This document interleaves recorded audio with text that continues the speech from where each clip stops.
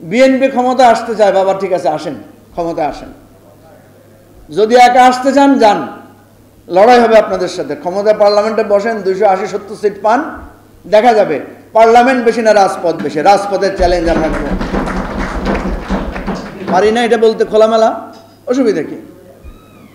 আমি জানি বিএনপির নেতৃবৃন্দকে আমি বারবার বলেছি 290 সিট নিয়ে যদি পার্লামেন্টে বসেন 2 বছর 3 বছরের বেশি টিকতে পারবেন না যদি শাসন ব্যবস্থার যদি পরিবর্তন না ঘটান। কি চান ঝেড়ে কেসে বলেন।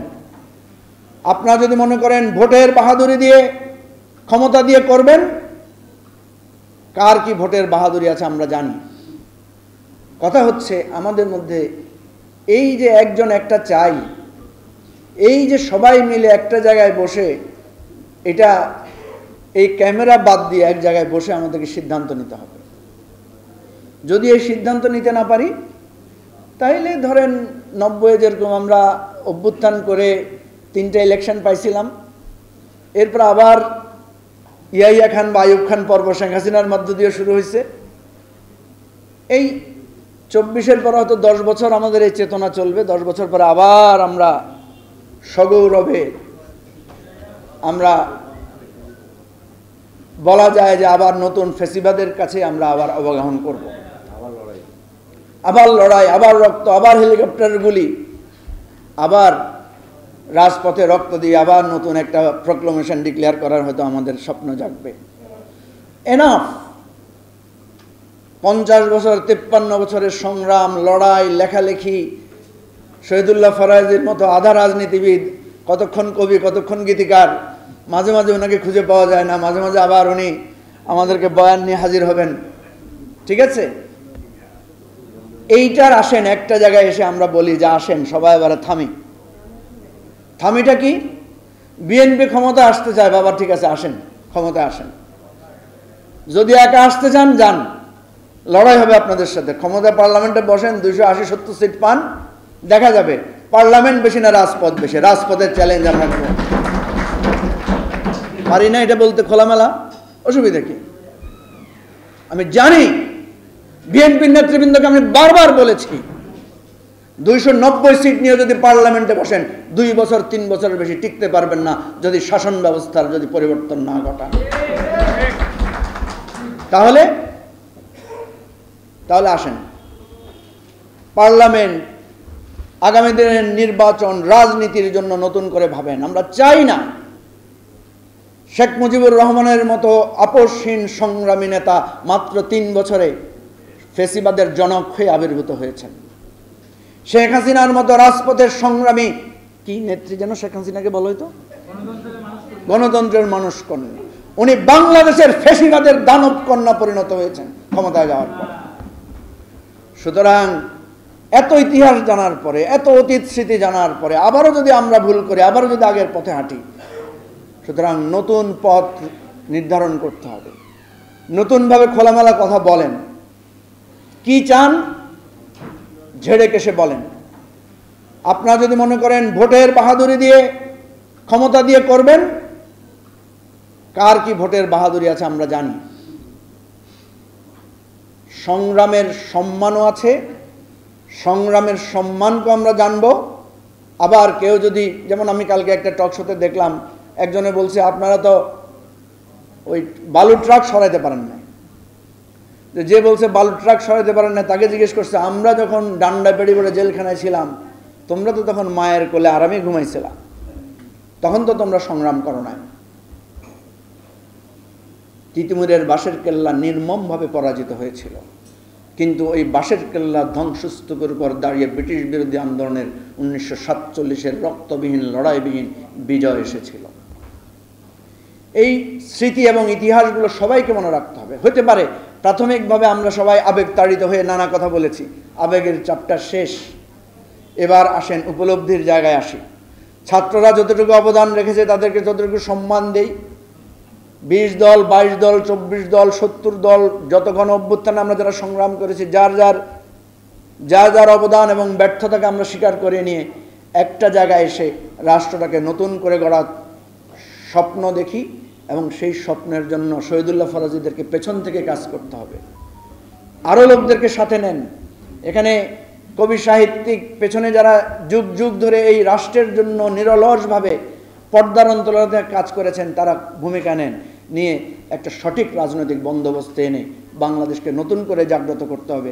আমি ব্যক্তিগতভাবে মনে করি এই কাজ করার জন্য আমাদের যদি পার্লামেন্টে কোনো সিটও না থাকে কোনো আপত্তি নাই, কিন্তু নতুন বাংলাদেশ যদি বাঁচে ভবিষ্যতে পার্লামেন্টে আরও বহুবার যাইতে পারবেন। আর যদি না বাঁচে জেলখানায় যুগের পর যুগ কাটাইতে হবে, যেটা শেখ হাসিনার সময় আমরা ভাবছি আর কোনোদিন জেল থেকে মুক্ত হতে পারবো কিনা।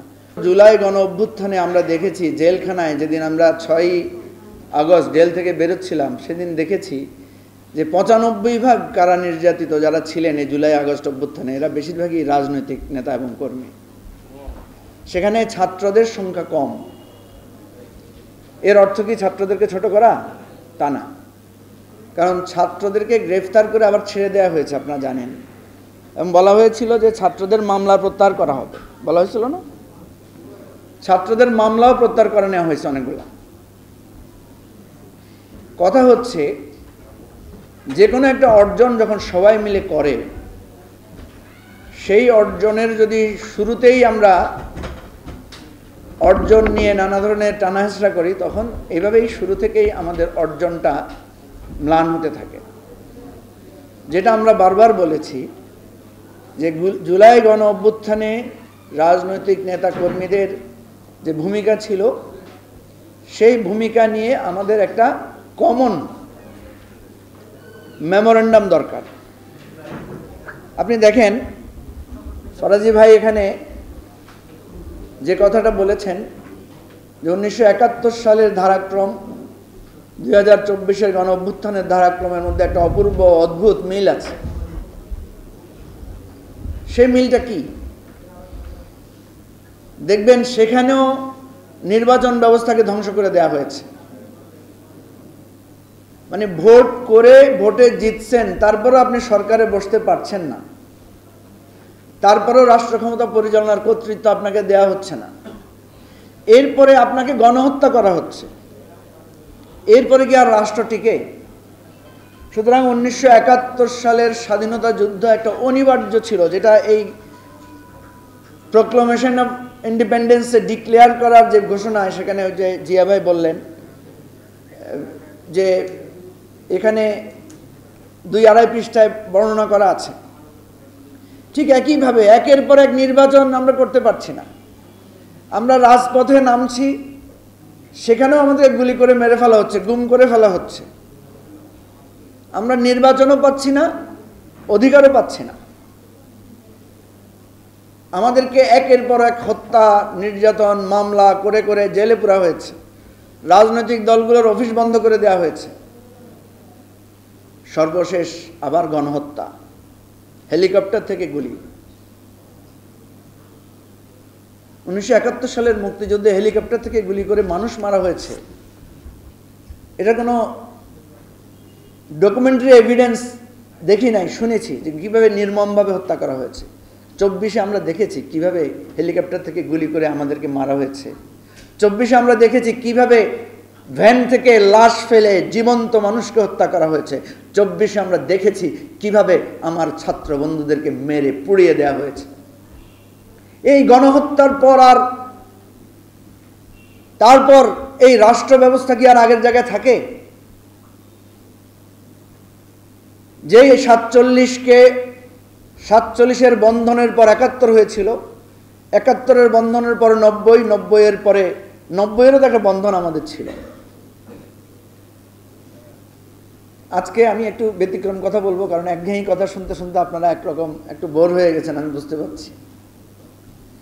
ধরে নিলাম আমরা একটা প্রক্লামেশন তৈরি করলাম, একটা দিবস ঘোষণা করলাম। ধরেন 5ই আগস্টকে আমাদের গণ অভ্যুত্থান দিবস ঘোষণা করলাম। 20 বছর পরে যদি দেখি যে আওয়ামী লীগে এই গণ অভ্যুত্থান দিবস উদযাপন করছে, তাহলে কেমন লাগবে? যেমন জামাত ইসলামী এখন স্বাধীনতা দিবস উদযাপন করে, কি বলেন, ঠিক না? এটাই তো বাস্তবতা। যেমন শহীদ মিলন হত্যার দিন জাতীয় পার্টি বিবৃতি দেয়, দিবস বানাইলেন, কিন্তু দিবসের যদি আপনার মর্যাদা এবং অভিমুখ ঠিক না করি আমরা, তাহলে দিবস তো শুধু একটা দিবসই হবে। দিবসের দিনে যায় ফুল নিয়ে ঠেলাঠেলি করে ফুলের ধাক্কা ধাক্কিতে কে আগে ফুল দিব এটার প্রতিযোগিতা হবে। আমাদের জীবন, আমাদের স্বপ্ন, আমাদের রক্তের মূল্য পরিশোধ হবে না, আমাদের স্বপ্ন বাস্তবায়ন হবে না। তো এখন আসেন কাজের কথা বলি।